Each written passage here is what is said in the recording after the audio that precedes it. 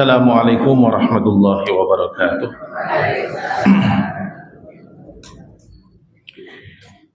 Innal hamdalillah nahmaduhu wa nasta'inuhu wa nastaghfiruh wa na'udzu billahi min shururi anfusina wa min sayyiati a'malina may yahdihillahu fala mudilla lahu wa may yudlilhu fala hadiya lahu. Asyhadu an la ilaha illallah wahdahu la syarika lah wa asyhadu anna Muhammadan 'abduhu wa rasuluh. بلغ الرسالة وأدى الأمانة ونصح الأمة وجاهد في سبيل الله حق جهاده حتى أتاه اليقين. اللهم صل على محمد وعلى آل محمد كما صليت على إبراهيم وعلى آل إبراهيم وبارك على محمد وعلى آل محمد كما باركت على إبراهيم وعلى آل إبراهيم في العالمين إنك حميد مجيد. رب اشرح لي صدري ويسر لي أمري واحلل عقدة من لساني يفقهوا قولي. Rabbana atina fid dunya hasanah wa fil akhirati hasanah wa qina adzabannar. Allahumma 'allimna bima yanfa'una wanfa'na bima 'allamtana warhamna innaka anta arhamur rahimin. Allahumma arinal haqqa haqqan warzuqna ittiba'ah wa arinal batila batila warzuqna ijtinabah. Allahumma inna nas'aluka hubbaka wa hubba man yuhibbuka wa hubba kitabika wa hubba 'amalin yuqarribuna ila hubbik. Allahumma ja'al hubbaka ahabbu ilaina minal ma'il barid 'inda dhama' amin ya rabbal alamin. Amma ba'd. Alhamdulillah, Bapak dan Ibu sekalian, para jamaah dirahmati oleh Allah Subhanahu wa taala. Pertama, marilah kita panjatkan syukur kehadirat Allah Subhanahu wa taala atas nikmat iman kita dan atas nikmat hidayah dan inayahnya buat kita untuk terus menjalani kehidupan kita di atas bimbingan iman kita kepada Allah Subhanahu wa taala.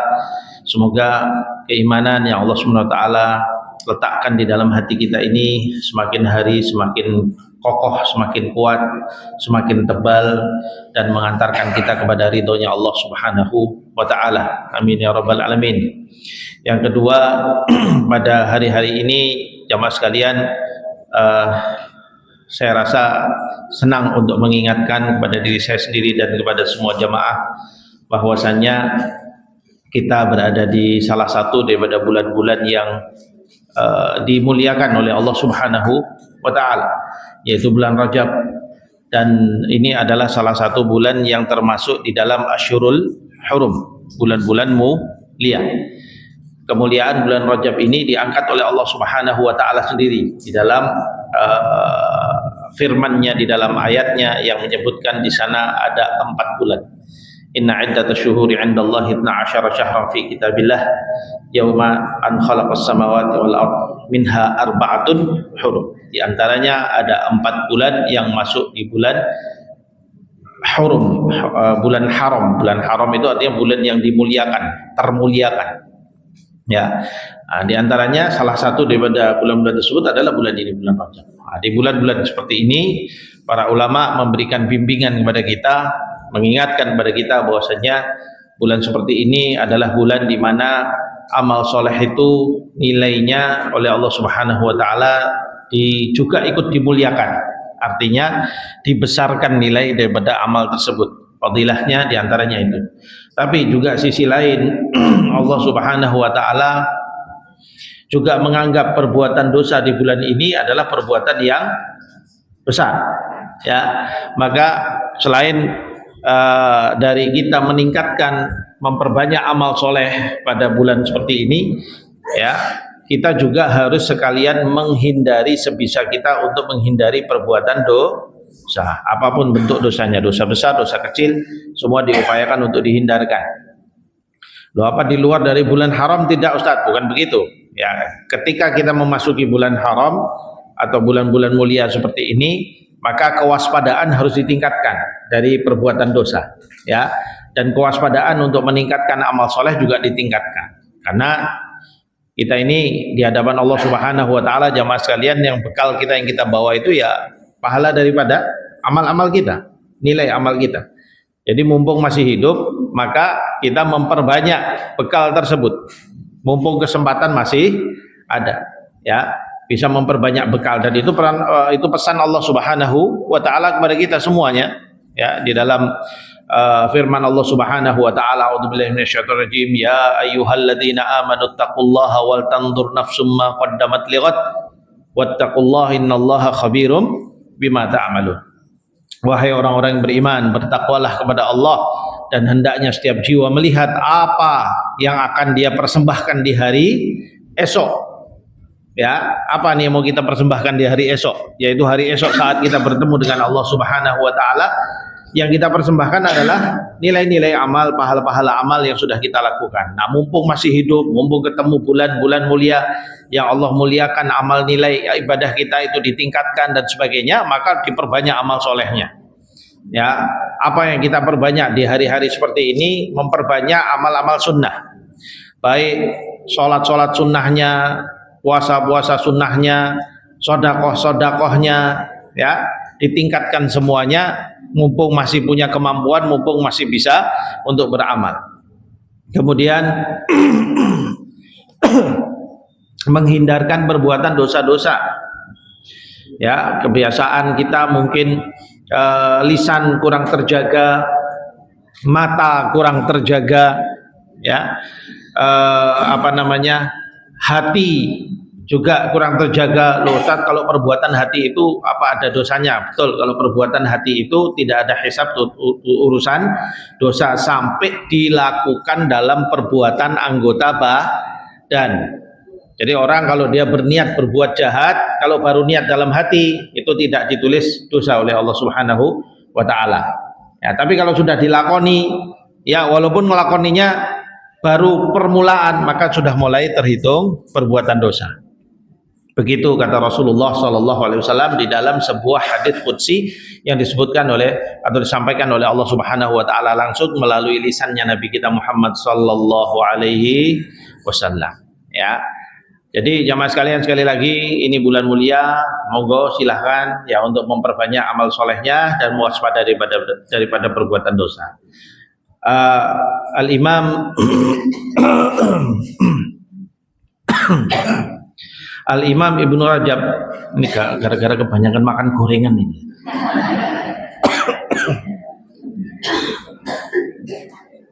Sak gorengan ini sisan ini.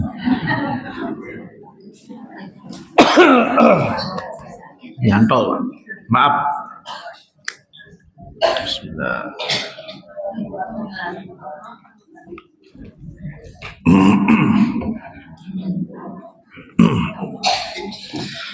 Imam Ibnu Rajab Al-Hambali, ya, beliau mengatakan bahwa bulan Rajab adalah bulan menanam, bulan Sya'ban adalah bulan menyiram, bulan Ramadan adalah bulan menuai atau mengambil hasil daripada persiapan amal yang kita lakukan. Maksudnya apa? Sejak bulan Rajab ini, kemudian sejak kita masuk, kemudian nanti bulan Sya'ban, ya, itu persiapan-persiapan. Kenapa? Karena setelah itu nanti kita akan masuk pada bulan yang paling kita tunggu-tunggu dalam satu tahun, yaitu bulan Ramadan. Nah, di situ kita kejarkan terus semuanya amal-amal soleh, kebaikan-kebaikan, karena disitulah puncak kecintaan Allah Subhanahu wa taala terhadap semua bentuk amal soleh.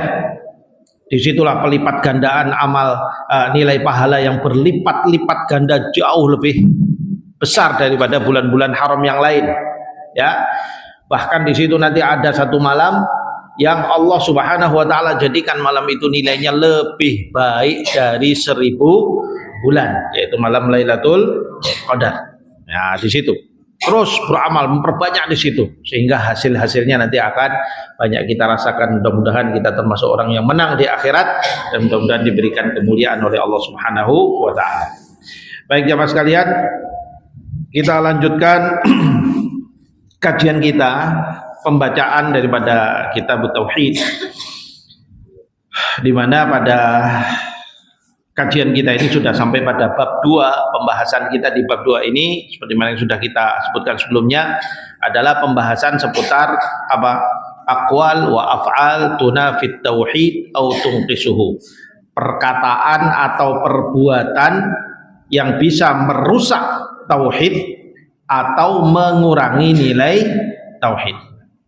Ya, bisa merusak iman atau mengurangi nilai iman. Ya, dan ini sudah sering kita bahas sebelumnya bahwa iman kita itu bertambah dan berkurang, bisa nambah, tebal, tinggi sekali sehingga nilainya begitu kuat di dalam hati kita, tapi juga bisa menurun tipis ya di dalam hati kita sehingga rawan untuk apa? Rawan untuk terhapus ya keimanan di dalam hati kita itu. Maka tugas seorang mukmin itu selalu berusaha menjaga tebalnya iman di dalam hati. Ya, berusaha menjaga tebalnya iman. Ya, dan kita tahu menjaga tebalnya iman pakai apa, jamaah sekalian? Halo, lali piye? Ya, dengan amal soleh, memperbanyak amal soleh, apalagi? Bapak-bapak ada yang ingat nggak ini bapak? Ya, beramal apa? Amal soleh itu, amal wajib, amal sunnah semua tadi itu. Yang lain apa? Masuk kalah ibu-ibu loh pak. Tilawatul Quran dengan tadabbur. Tilawatul Quran dengan tadabbur itu sarana paling dahsyat. Ya, sarana paling dahsyat untuk mempertebal iman. Tilawatul Quran dengan tadabbur. Loh, kalau tilawah saja tanpa tadabbur ya insya Allah menguatkan, karena bertilawatul Quran per huruf dapat pahala 10 insya Allah, bahkan bisa dilipat gandakan lebih dari itu oleh Allah sesuai kehendak Allah. Tapi hebatnya atau apa istilahnya efektifnya Al-Quran pada keimanan kita di dalam hati kita jamaah sekalian adalah apabila tilawatul Quran itu dengan tadabbur. Nah, untuk tadabbur perlu apa? Memahami, ya, perlu memahami ayat itu, paham artinya apa, paham tafsirannya apa. Waduh, angel tatat kalau kayak gitu. Itu namanya orang nyerah, Bu. Sekarang ini sarana untuk paham ayat itu ya Allah sudah sak banyak-banyaknya. Oke, sak banyak, terjemahan sudah banyak, tafsir pun sudah diterjemahkan. Tinggal butuh dari jenengan keinginan dan kesungguhan untuk belajar dan membaca dan mengkajinya. Ya, baca satu ayat, dipahami, dibaca terjemahannya. Kalau kurang jelas, coba dibaca tafsir. Ya, dan sekarang di tafsir sudah banyak yang diterjemah. Tafsir Ibnu Katsir diterjemah, Sofatul Tafasir diterjemah. Kalau nggak salah tafsir Tabari juga sudah terjemah ya. Dan banyak sekali tafsir yang sudah diterjemah. Jadi silakan yang tidak bisa bahasa Arab bisa membaca dari terjemahan-terjemahannya. Nek bingung bisa tanya sama Ustadz. Oh, enak banget ya zaman ini. Zaman sekarang nek sinawi enak banget. Ya, kalau di zaman bapak-bapak, ibu-ibu yang senior, zaman-zaman dulu pas mudanya jenengan kan angel belajar Pak. Masih harus sana sini, harus perjuangan. Kalau sekarang ini masya Allah, tinggal tanya sama Ustadz. Ustadz, ayat ini maksudnya gimana? Wah, Ustadz, nek jawabnya telat langsung Ustadz kok nggak dijawab? Ini kelakuan ibu-ibu Pak. Tak lapori Pak. Saya itu kalau di WA mesti orang lagi ngurusi sana sini, Ustadz kok nggak dijawab? Kosek to yo, sabar loh. Ya. Tapi saya senang kalau ada jamaah yang seperti itu karena berarti semangat belajarnya tinggi. Ya, saat ayat ini saya kok nggak paham, bisa dijelaskan, nah, gitu. Nah, cuma kita kan jawabnya butuh waktu Bu, ya karena kadang sedang ada kesibukan, ya sabar dulu lah gitu. Ini baru 10 menit itu udah langsung kok nggak dijawab, gitu. Mentang-mentang sudah centang biru. Nah ya, centang biru dikiranya kita nggak mau jawab lah, padahal kita masih ada urusan lain. WA-nya sudah kita baca tapi belum bisa sempat jawab. Jadi harus maklum. Okay. Baik, kita kembali. Jadi iman itu bisa bertambah dan berkurang, dan hal yang sedang kita bahas di bab ini adalah apa saja yang bisa mengurangi iman itu. Nah ini yang harus kita waspadai. Bahkan apa saja yang bisa membatalkan dan merusak iman. Ya, kemarin sudah kita bahas, beliau sudah mengangkat yang pertama iddia'u ilmil ghaibi fi qiraatil kahfi wal finjan, ya, yaitu mengaku mengetahui hal-hal ghaib. Nah, dan kita sudah tahu kemarin bahwa hal ghaib termasuk ilmu rahasianya Allah Subhanahu wa taala. Allah hanya kasih tahu kepada makhluk yang Allah kehendaki. Siapa yang Allah kehendaki? Ar-rusul, yaitu para Rasul, para nabi dan rasul. Dan nabi dan rasul hanya ada dari kalangan manusia laki-laki. Ya, ada nabi dan rasul perempuan. Ya, Kenapa? Lah itu tanya sama Allah sendiri. Ya, nanti ditanyakan. Memang pilihannya seperti itu. Walaupun hikmah kita berusaha untuk menebak, tapi wallahu alam bisawab, kenapa Allah memilih demikian. Jadi kalau ada orang selain Nabi dan Rasul mengaku mengetahui hal-hal gaib, maka kita katakan jangan dipercaya, jangan di. Bahkan Imam Syafi'i mengatakan barang siapa mengaku mengetahui hal-hal gaib, maka ketahuilah innahu kadibun kafirun. Ketahuilah bahwa dia adalah pembohong yang kafir. Ya, nggak boleh. Ya, seperti itu. Maka kita hanya mengimani hal-hal gaib yang diberitahukan oleh Allah Subhanahu wa taala kepada kita. Bicara soal akhirat, itu termasuk hal gaibiyat. Bicara soal alam kubur, itu termasuk hal-hal gaibiyat. Maka kalau bicara akhirat, bicara alam kubur harus pakai dalil dari Allah dan Rasulnya. Ya. Berbicara tentang urusan-urusan ciptaan alam, ya, penciptaan alam dan sebagainya, sumbernya harus bersumber dari apa?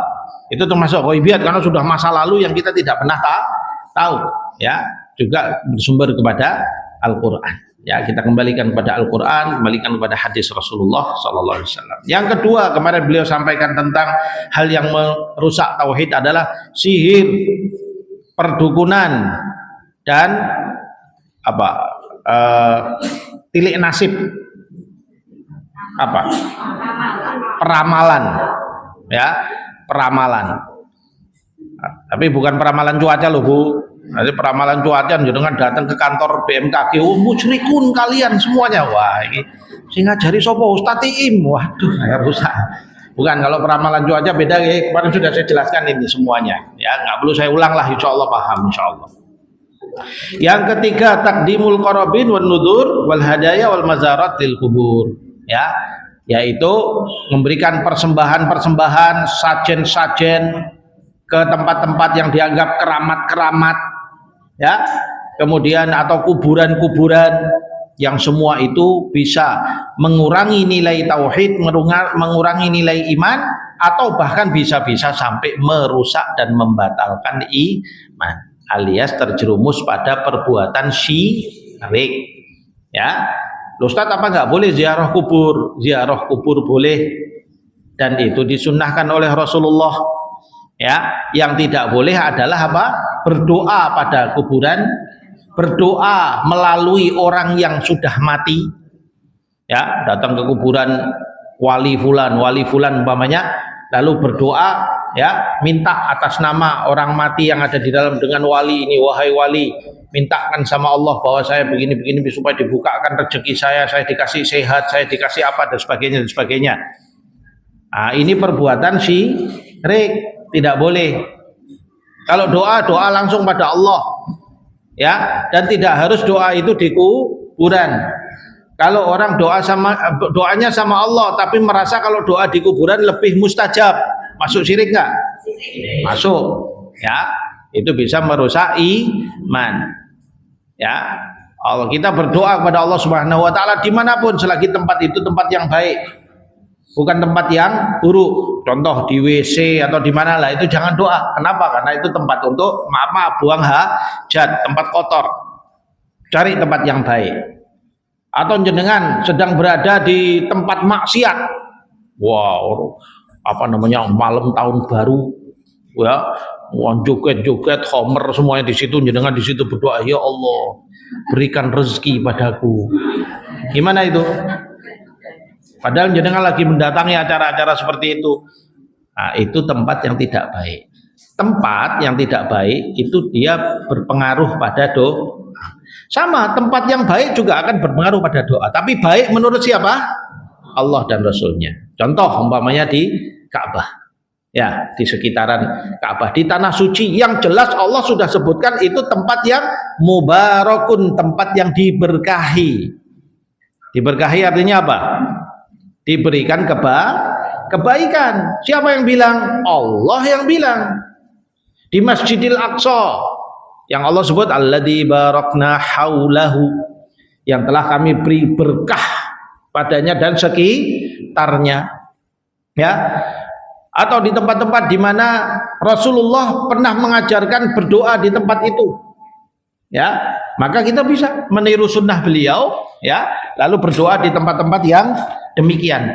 Tapi kalau tidak diajarkan oleh Allah dan Rasulnya, lalu bikin cerita sendiri, ini tempat barokah, tempat ini begini, nah, itu namanya ngawur bingung, ya.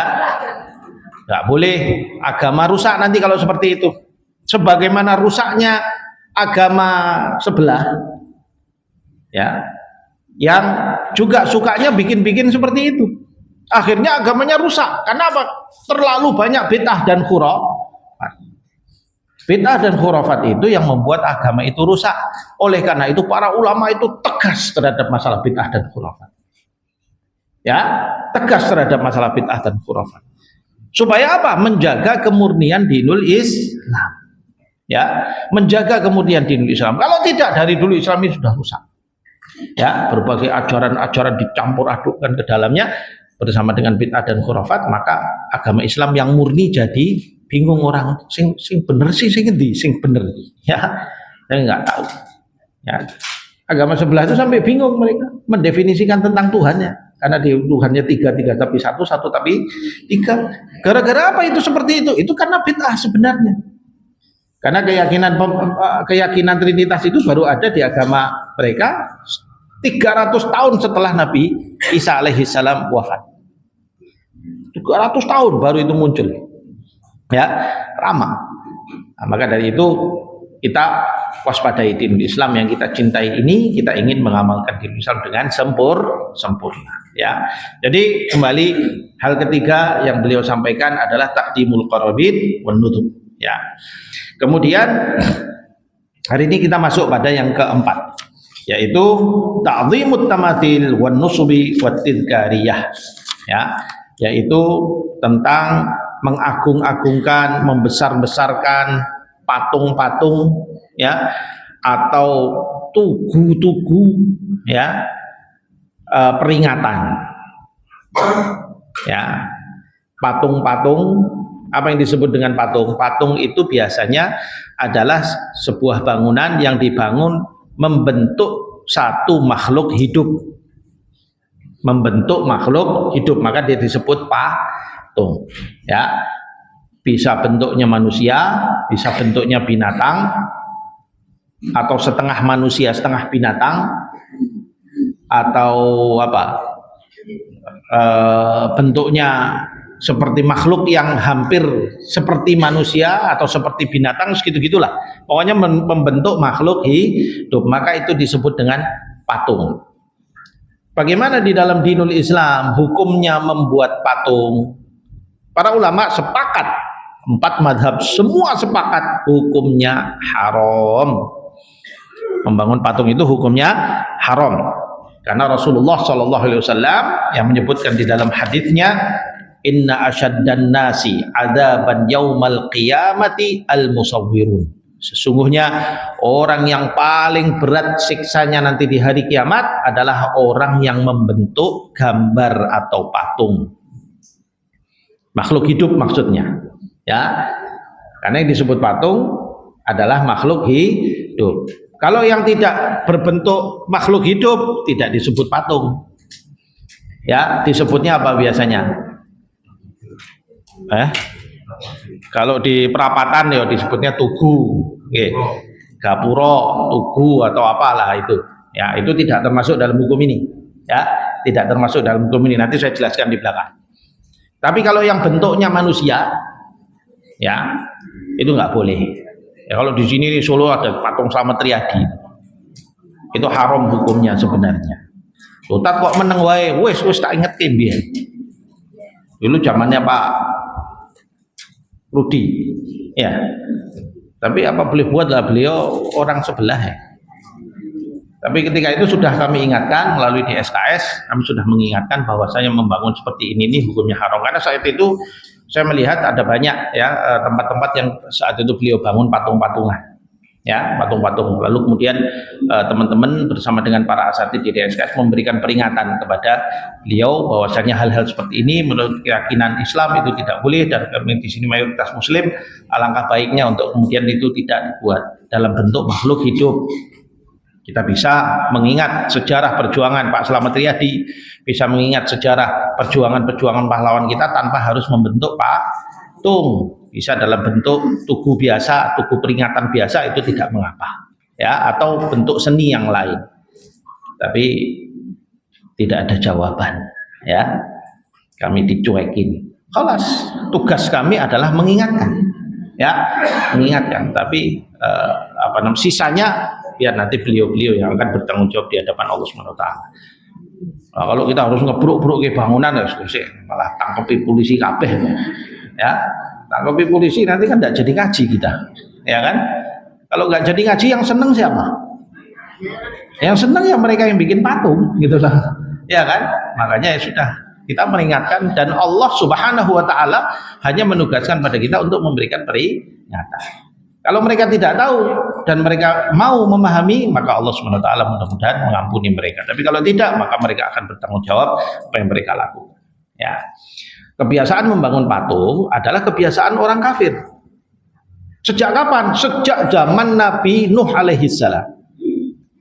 Nabi Nuh alaihissalam. Sebelum Nabi Nuh bahkan, ya. Nabi Nuh itu diutus untuk mengingatkan kaum yang saat itu membangun-bangun patung. Ya, membangun-bangun patung lalu kemudian mereka jadikan sebagai sesembahan. Mereka jadikan sebagai sarana komunikasi mereka dengan Allah. Ya, itu ada di dalam tafsir ayat firman Allah Subhanahu wa taala surat Nuh, ya, ayat berapa itu?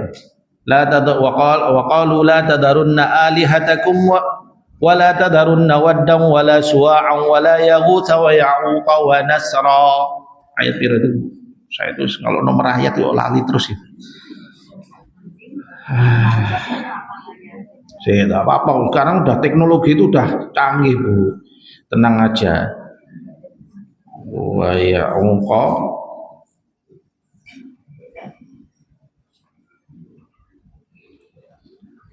Loh kok tidak ketemu? Nah.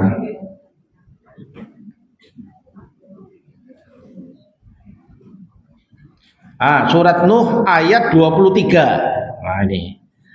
Wa qalu la tadarunna alihatakum wa la tadarunna waddan wa la suwa'an wa la yaghutha wa ya'uqa wa nasra. Nuh ayat 23. Monggo nanti tafsirnya bisa dibaca. Di situ nanti ada riwayat dari Abdullah bin Abbas radhiyallahu anhuma, seorang sahabat Nabi yang didoakan oleh Rasulullah langsung memahami ayat Al-Quran supaya beliau bisa memahami ayat Al-Quran dengan sebaik-baiknya. Lalu kemudian beliau menjadi ahli tafsir dari kalangan sahabat. Bayang no, ahli tafsirnya para sahabat. Ini sudah puncak, tingkat mufasir, tingkat puncak itu beliau itu. Nah, beliau menceritakan bahwasanya siapa ini nama-nama yang disebut oleh Allah dalam ayat ini, ya. Waddan, Suwa'an, Yahutan, Ya'uqan dan Nasran. 5 nama yang disebut oleh Allah di situ yang saat itu di zaman Nabi Nuh, mereka ini adalah nama berhala-berhala. Ya, lalu kemudian Abdullah bin Abbas menceritakan bahwasanya nama-nama ini tadinya adalah nama-nama orang soleh, wali-walinya Allah. Orang-orang soleh dicintai oleh umatnya, lalu mereka beliau-beliau itu meninggal, lalu umatnya membuat gambar-gambar, lalu dipengaruhi syaitan, dibuat dalam bentuk patung. Lalu kemudian syaitan mengganggu mereka dan mempengaruhi mereka, merasa bahwasanya kalau berdoa di dekat patung itu doanya lebih mustajab. Sampai kemudian terus dipengaruhi sampai akhirnya kalau berdoa kepada Allah harus melalui patung. Karena kalian bukan siapa-siapa, tidak berhak bicara sama Allah, tapi kalian harus melalui orang soleh ini. Ada yang mengingat sesuatu, ya. Kejadian seperti ini kan ada di agama sebelah. Agama sebelah itu ajarannya umat biasa tidak berhak pada Allah.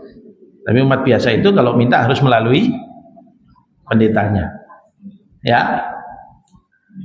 Apalagi pengakuan dosa, ya, mau tobat harus pada pendetanya. Nanti pendetanya mintakan taubat sama Allah. Padahal katanya Nabi Isa itu kata mereka disalib untuk mengampuni dosa. Nah kok itu dijaluk meneh katanya. Dan nanti di situ berputar urusan apa? Fulus, wa ma adraka ma fulus, bi kulli syai'in ma fulus, kullu syai'in mulus, gitu ya. Nah, itu yang terjadi. Dan begitulah juga ajaran-ajaran ini masuk ke dalam kaum muslimin yang sampai saat ini pun juga hampir terjadi seperti itu, ya, dengan kuburan-kuburan tidak sedikit. Ya, kadang kalau kita datang ke tempat-tempat kuburan-kuburan para wali-wali dan sebagainya, kalau kita datang di sana, kenapa doa di sini masuk? Wah, doa di sini makbul, Mas. Mereka bilang nanti begitu, di doa di sini lebih kabul. Lah kenapa kalau lebih kabul? Lah niki cedak kalih kuburane wali. Itu sudah syirik. Tapi apa langsung kita bilang, oh jenengan musyrik berarti? Oh, tidak boleh. Nggih, tuding-tuding orang tidak boleh. Yang boleh jenengan jelaskan, Pak, Bu, ini tidak benar. Kita berdoa dimanapun selagi tempat-tempat itu baik, tidak apa-apa. Ya, Allah bilang apa? Wa idza sa'alaka 'ibadi 'anni fa inni qarib. Ujibu da'watad da'i idza da'an. Falyastajibu li wal yu'minu bi. Ya, apabila hambaku bertanya padamu wahai Muhammad tentang aku, katakan padanya aku dekat. Ya, ujibu da'watad da'i idza da'an. Aku akan mengijabahi, menjawab doanya orang yang berdoa apabila mereka berdoa padaku. Itu kata Allah Subhanahu wa taala. Ya, apabila mereka berdoa kepadaku. Kalau doanya sama yang lain, ya suruh jawab yang lain lah. Kalau doanya sama patung, suruh patung itu yang mengijabahi dia. Ya, kalau doanya sama orang mati, suruh orang mati itu untuk yang menjawab dia. Tidak akan bisa. Ya, tidak akan bisa. Yang akan menjawab doa-doa mereka hanya Allah Subhanahu wa ta'ala. Mengijabahi doa itu hanya Allah Subhanahu wa ta'ala. Dan Allah itu Sami'un Alim, Maha mendengar dan Maha mengetahui. Jadi dengan berdoa pada Allah Subhanahu wa taala dengan berbisik suara yang lirih yang hanya didengar oleh telinga Anda sendiri, Allah bisa dengar. Jadi dengan berdoa hanya di dalam hati, tidak keluar bahkan melalui lisan, ya, hanya melalui hati Anda, Allah tahu dan mendengar itu. Orang lain tidak bisa mendengar. Anda sendiri bahkan tidak keluar suara, tapi Anda sebutkan itu melalui hati Anda. Berdoa pada Allah melalui hati. Batin. Minta sama Allah dengan sungguh-sungguh. Allah tahu dan Allah mendengar. Allah Maha dekat, kata Allah Subhanahu wa taala. Lah kalau sudah dibilangi kayak gitu loh, masih ragu sama Allah Subhanahu wa taala. Ya. Nah, ini semua adalah syubhatnya syaitan. Persis seperti mana yang dilakukan kepada kaumnya Nabi Nuh pada saat itu, ya, yang mengagung-agungkan patung-patung. Mereka lah orang-orang yang pertama saat itu membangun patung-patung yang kemudian mereka sembah. Lalu terus diganggu oleh syaitan sampai kemudian hari ini pun menjadi kebiasaan. Sayangnya umat Islam masih banyak suka tiru-tiru, ya. Bikin-bikin patung, bikin-bikin gambar-gambar, dipasang di rumah kadang-kadang patungnya. Ya. Nah, itu kok ada patung, Pak, di rumah jenengan. Wah, niku hiasan, oh, Ustaz. Lah kenapa? Bawa hiasan yang lain. Bukankah Rasulullah SAW sudah menyampaikan pada kita, malaikat rahmat tidak masuk ke rumah yang di situ ada patung, ya, atau gambar makhluk hidup. Malaikat rahmat tidak masuk ke dalam rumah yang di situ ada patung. Dan jenengan masang patung, malaikatnya melebu, wah rasido. Artinya rahmat Allah yang mau turun kepada Anda dan keluarga Anda itu tertahan gara-gara di rumah jenengan bercokol patung bocah cilik ning pinggir kolam karo maaf kok mancing. Pangapunten ini kalau bapak-bapak udah paham gitu karena banyak patung model begitu mancur gitu loh, Bu. Ya, bayangkan. Atau patung dalam bentuk maaf wanita setengah telanjang, ya, terbuka dadanya, megang guci lalu keluar airnya. Ada nggak yang begitu? Coba, itu budaya siapa? Nah, budaya kita kah? Bukan. Budaya kita juga bukan. Budaya Islam kah? Apa meneh? Apalagi? Bukan. Nanti kalau dirunut kita akan temukan itu nanti di budaya peninggalan orang-orang Romawi kuno yang mereka itu para penyembah berhala. Romawi kuno itu orang-orang pagan.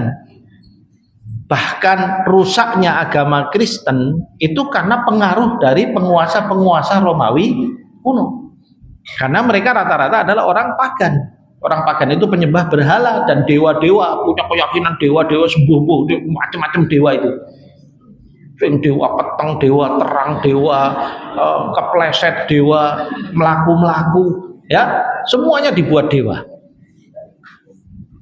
Ya, mereka seperti itu. Karena semua itu adalah bisikannya syaitan.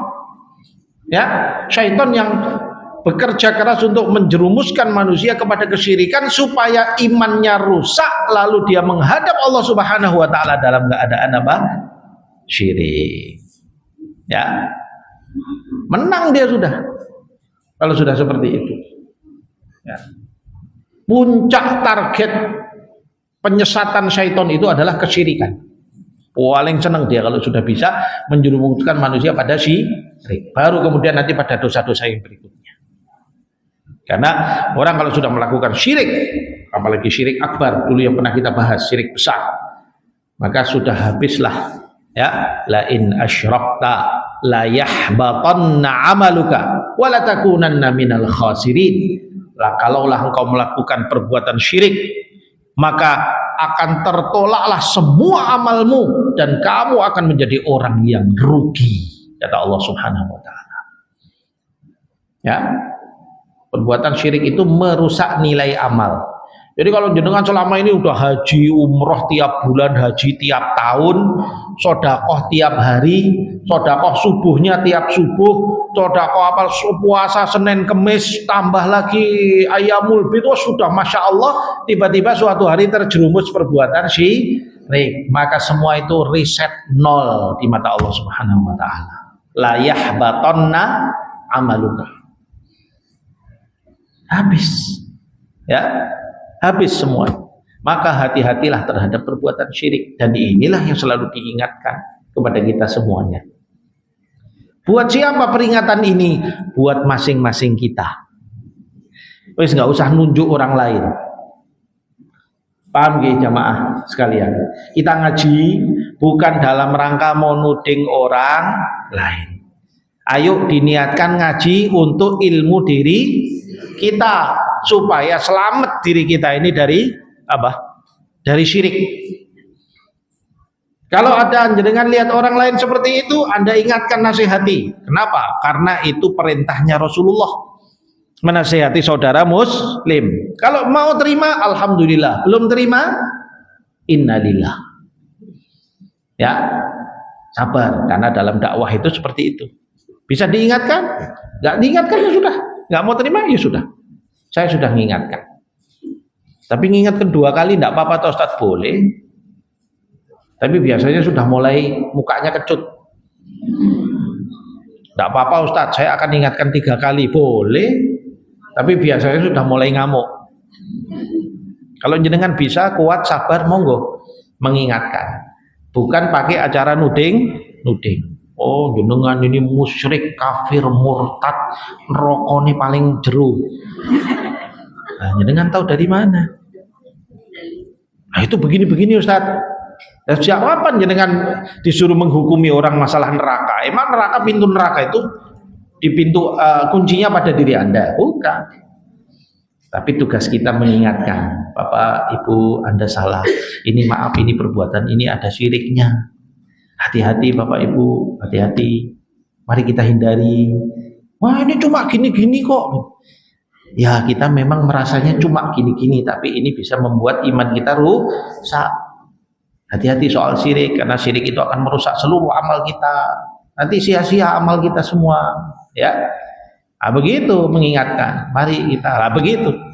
Ilmunya digunakan sebagai sarana untuk mengajak orang memahami dan kemudian mengamal. Begitulah sya'an atau kondisi para ulama, bahkan sejak para nabi-nabi dan rasul. Ya. Dan begitulah yang kita lakukan. Baik. Jadi ini yang pertama, tentang patung-patung. Ya. Kemudian juga tentang yang kedua, tentang tugu-tugu. Tadi bedanya apa patung dan tugu? Kalau patung bentuk makhluk hidup. Kalau tugu bangunan yang tidak berbentuk makhluk hidup. Apakah tugu itu dalam Islam hukumnya haram? Tidak. Tapi kalau tugu dijadikan sarana syirik, maka dia menjadi haram. Paham ya bedanya? Kalau tadi mutlak haram karena dia berbentuk makhluk hidup. Kalau patung itu mutlak haram karena dia berbentuk makhluk hidup. Tapi kalau tugu tidak berbentuk makhluk hidup, ya, bentuknya ada yang model tiang gitu tak ya? Ada bentuknya mungkin nanti bentuk seni tertentu, keris, makhluk mati nggak apa-apa. Ya, apalagi? Hah? Lilin, ya tidak apa-apa. Ya, tugu mentang-mentang ada tugu lilin ini terus langsung sebutannya tugu lilin. Apalagi? Apa? Obor, lilin, tugu, bentuk apapun makhluk mati atau benda mati, maka hukumnya mubah, boleh. Ya, boleh. Silahkan mau seni bentuk meluntir bentuk karepmu, monggo silahkan. Sing penting apik, nek ora apik kan nyumpeki motor. Ya toh. Jangan dalam bentuk makhluk hidup. Tapi yang kedua, walaupun bentuknya makhluk biasa, apa benda mati, kalau kemudian di situ malah dianggap keramat, wah, ya. Dianggap apa, dianggap suci, dianggap apa, maka menjadi haram. Ya, menjadi haram. Apa yang membuat dia menjadi haram? Karena menjadi sarana kesyirikan. Paham ya? Itu yang menjadikan dia haram. Bukan tugunya. Kalau tugunya monggo-monggo saja. Ini tugu perapatan, Ustaz. Ini supaya orang nggak tabrakan nih perapatan. Buat nopo-nopo silahkan. Bangun yang bagus sisan, jadi bisa untuk menjadi hiasan kota. Ya. Tapi kalau kemudian di situ dianggap wah ini tapi di sini nih apa namanya punya kekuatan mistis begini. Nanti setiap malam Jumat kita sajeni. Nanti kita ini malah jadi sarana itu sarangnya setan nanti itu. Sarangnya syaitan untuk menjerumuskan manusia dari ketundukan dan kepatuhan hanya kepada Allah, malah jadi tunduk dan patuh pada tugu. Paham ya? Nah, kita di negeri kita ini banyak tugu, ya tugu yang besar seperti Monas, monumen nasional, yang menjadi kebanggaan negeri kita. Nggak apa-apa bentuk seperti itu, nggak ada masalah. Ya. Bagus. Tapi kalau kemudian di sana nanti dianggap ada, ya tapi kan alhamdulillah sampai hari ini nggak ada yang datang nyembah Monas, ada nggak? Saya belum tahu sih kalau pernah ada begitu, nggak ada peristiwa-peristiwa itu. Alhamdulillah. Nggak apa-apa. Oh itu menjadi Ustaz, kebanggaan kita, bangsa kita, bahwa kita bangsa yang bisa maju membangun bangunan tinggi. Nggak apa-apa. Simbol-simbol seperti itu nggak ada masalah. Tapi kalau sudah ada keyakinan-keyakinan yang membawa pada syirik, nah ini menjadi masalah. Ya, dibangun karena di sini dianggap tempat begini-begini, nah itu nggak boleh membangun itu. Ya, ini sudah dibangun, jadi niatnya nggak ke sana Ustaz, tapi orang-orang berkeyakinan seperti itu, lah itu sing salah orang-orangnya. Maka tugas otoritas yang bertanggung jawab terhadap tugu itu adalah memberikan penjelasan kepada masyarakat bahwasanya tugu ini nggak ada kaitan dengan keyakinan-keyakinan seperti ini dan seperti itu. Ya, ini tugu hanya sekadar untuk peringatan buat kita, menjadi sebuah tempat simbol buat kita, kebanggaan negeri kita, kebanggaan bangsa kita, tidak apa-apa. Ya, Tapi kalau sudah sampai diyakini situ ada klenik-klenik macam-macam lah, itu masalah. Nah, begitu. Supaya apa? Supaya akidah kita ini, iman kita ini terjaga. Jangan gara-gara bangun tugu malah jurumus syirik semuanya. Ya, akhirnya rugi ya di hadapan Allah Subhanahu wa taala, rugi. Ya. Nah, inilah yang dijelaskan oleh beliau. Ya, jangan sampai rusak ya iman kita, akidah kita dengan membangun patung-patung ya, atau membangun tugu-tugu ya, tugu-tugu peringatan yang kemudian di situ ada keyakinan-keyakinan yang batil ya. Dalil yang masalah ini yang beliau kutip adalah itu tadi ya, surat Nuh ayat 23. Beliau jelaskannya pakai ayat itu tadi. Itu menjadi renungan kita semuanya, bahwasanya membangun patung-patung ini kebiasaan ataupun ajaran-ajaran yang diajarkan oleh syaitan kepada orang-orang kafir, bukan ajaran Islam, bukan budaya Islam ya, bukan ajaran dinul Islam. Islam sangat menghindarkan itu, bahkan menghukuminya dengan hukuman yang haram.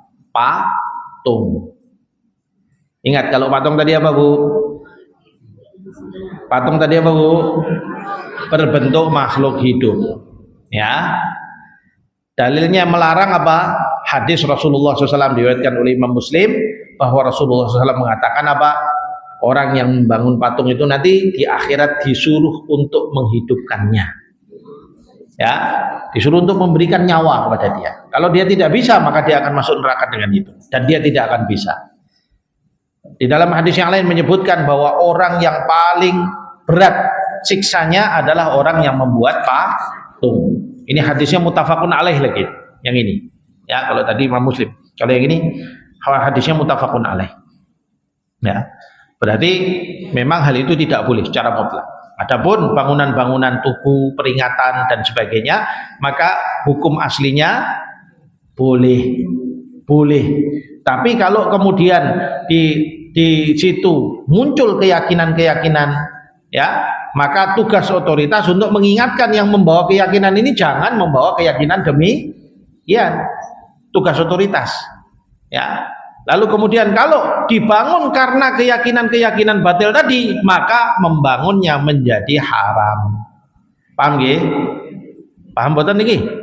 Ya. Nah, ini penting untuk kita ketahui, jangan sampai ya kita kemudian terjerumus pada kesyirikan, lalu kemudian menjadi rusak iman kita, menjadi berkurang nilai keimanan kita kepada Allah Subhanahu wa taala. Oke, saya kira itu mungkin pada kesempatan ini. Tadi kalau ada yang mau tanya apa?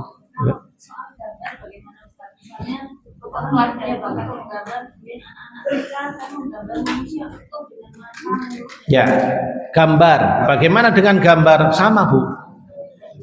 Gambar yang di situ ada gambar bentuk manusia secara utuh, ada matanya, ada mulutnya, ada hidungnya, ada semuanya, sehingga terlihat pada dia sebagai bentuk manusia atau makhluk hidup secara utuh. Sama hukumnya dengan membangun patung. Karena patung itu sebenarnya juga menggambar dalam bentuk yang dimensi penuh. Kalau gambar 2 dimensi adalah gambar yang digambar di kertas atau di kanvas ya dan sebagainya. Nah, itu berarti menggambar. Maka hukumnya tidak boleh menggambar makhluk hidup. Haram. Sama, terkena hukum yang sama yang disepakati oleh para ulama di dalam masalah ini. Ya. Kalau foto bagaimana, Ustaz? Kalau foto ulama membolehkan. Ya. Tapi yang tidak boleh sebagian ulama memajangnya di rumah. Ayo, yang masih ada pajangan foto manten, foto apa meneh kuwi, ya. Loh, tapi sebagian bolehkan Ustaz? Ya, ini memang khilaf. Sebagian ulama seperti ulama-ulama Al-Azhar, ya, mereka mengatakan foto dipajang tidak apa-apa. Tapi dalil-dalil mereka, wallahu alam, kalau saya pribadi, saya melihat dalil dalam masalah ini tanpa mengurangi rasa hormat kami terhadap para ulama Al-Azhar, bahwa dalil ini tidak kuat. Ya. Sama semua, apakah kalender, apakah apapun, makanya usahakan kalau bisa dihindarkan. Ya, usahakan kalau bisa dihindarkan. Walaupun ada ulama yang membolehkan. Sekali lagi, jadi kalau ada begini, ngapunten, ini kalau sudah masalah khilaf, biasanya ibu-ibu ini ekstrim. Terus langsung teko langsung tang tang tang tang tang tang, nah, begitu. Nanti dulu sabar, Ibu. Boleh diingatkan, diajak diskusi pelan-pelan karena permasalahan khilaf. Ya, permasalahan khilafiyah di sebagian ulama. Tapi sekali lagi kalau kami pribadi kami memandang itu tidak tepat. Ya, tidak boleh. Sebaiknya jangan. Ya.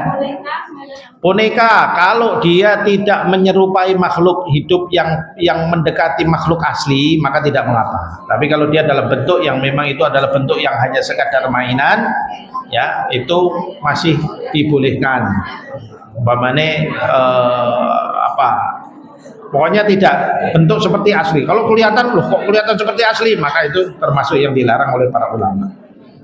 Panda-pandanan, tapi kalau dipasang itu panda tenanan toh. Nah, itu kan bisa ketahuan. Makanya itu dihindarkan. Cari boneka yang agak keluar bentuknya dari makhluk hidup yang asli. Karena niatnya dibuat untuk bahan mainan. Ya, dia diciptakan untuk sarana mainan. Tapi walaupun sarana mainan, jangan sampai dia dalam bentuk yang menyerupai makhluk hidup. Ya, jadi kalau agak beda-beda dari makhluk hidup, nggak ada makhluk hidup bentuk seperti ini, lah itu nggak apa-apa. Ya, boneka seperti itu nggak ada masalah. Tapi kalau dia persis banget dengan makhluk hidup, maka itu bisa termasuk di dalam yang dilarang. Walaupun niatnya hanya untuk mainan. Jadi hindarkan boneka-boneka yang menyerupai persis seperti mana makhluk hidup. Oke, monggo Bu.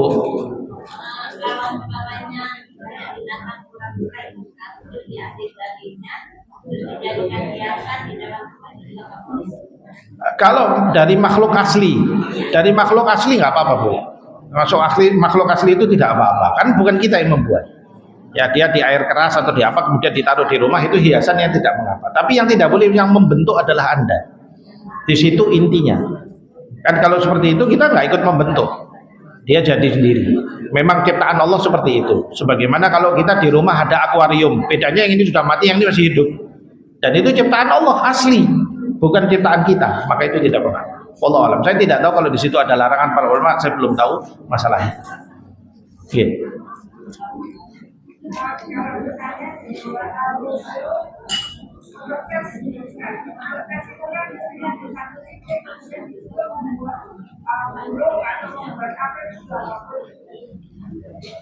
Menggambar makhluk hidup berarti.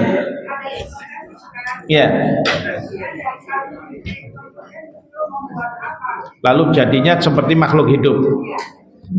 Ya harusnya nggak boleh Bu. Ya. Kalau tes pakai yang lain aja lah caranya gitu. Gambar tabung gas, gambar mobil lah itu malah tidak apa-apa. Nah itu ya memang masalahnya itulah kenapa kita perlu melakukan islamisasi pendidikan. Kita saat ini sedang diuji oleh Allah Subhanahu wa taala bahwa sistem pendidikan kita masih jauh dari nilai-nilai Islam. Ya, atau paling tidak jenengan monggo pilih pendidikan untuk anak-anak, carikan pendidikan yang Islam. Yang menjaga akidahnya, menjaga moral dan akhlaknya, ya pilihkan pada mereka tempat-tempat pendidikan Islam yang insya Allah menghindarkan dari hal-hal seperti itu. Oke. Ada lagi? Oke, Bu.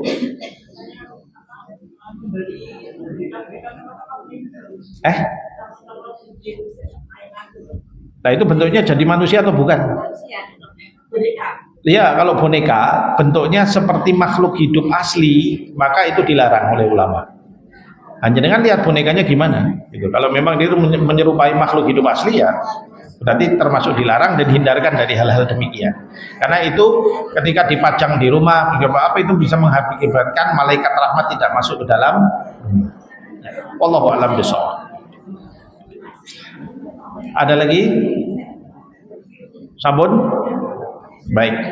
Mudah-mudahan apa yang kita kaji ini bermanfaat buat kita dan mudah-mudahan Allah Subhanahu wa taala menjaga keimanan kita dan Allah memberikan keistiqomahan pada kita untuk bisa menjalani kehidupan kita di atas bimbingan Allah dan Rasul-Nya. Bismillahirrahmanirrahim. Alhamdulillahirabbil alamin hamdan katsiran thayyiban barakan fih. Ya Rabbana lakal hamdu kama yanbaghi li jalali wajhika wa 'azimi sultanik. Radina billahi rabba wa bil islami dinan wa bi Muhammadin nabiyyan wa rasulah. Allahumma arina al-haqqa haqqan warzuqna ittiba'ah. وأرنا الباطل باطلا وارزقنا اجتنابه. اللهم إنا نسألك الاستقامة في الدين. اللهم يا مقلب القلوب قلب قلوبنا على طاعتك، قلب قلوبنا على دينك يا رب العالمين. اللهم إنا نسألك سلامة في الدين وعافية في الجسد وزيادة في العلم وبركة في الرزق وتوبة قبل الموت وراحة عند الموت ومغفرة بعد الموت. اللهم إنا نسألك حسن الخاتمة. اللهم إنا نسألك حسن الخاتمة. اللهم إنا نسألك حسن الخاتمة. اللهم انصر إخواننا المجاهدين في سبيلك في فلسطين. اللهم انصر إخواننا المجاهدين في غزة. اللهم وحد صفوفهم. اللهم كن معهم ناصرا ومؤيدا يا رب العالمين. اللهم خفف عن إخواننا في غزة وفي سمطرة. اللهم خفف عن مصائبهم يا رب العالمين. اللهم انصرهم نصرا مؤزرا يا رب العالمين. ربنا آتنا في الدنيا حسنة وفي الآخرة حسنة وقنا عذاب النار. سبحان ربنا رب العزة عما يصفون وسلام على المرسلين والحمد لله رب العالمين. أقول قولي هذا واستغفر الله لي ولكم وبالله التوفيق والهداية والسلام عليكم ورحمة الله وبركاته.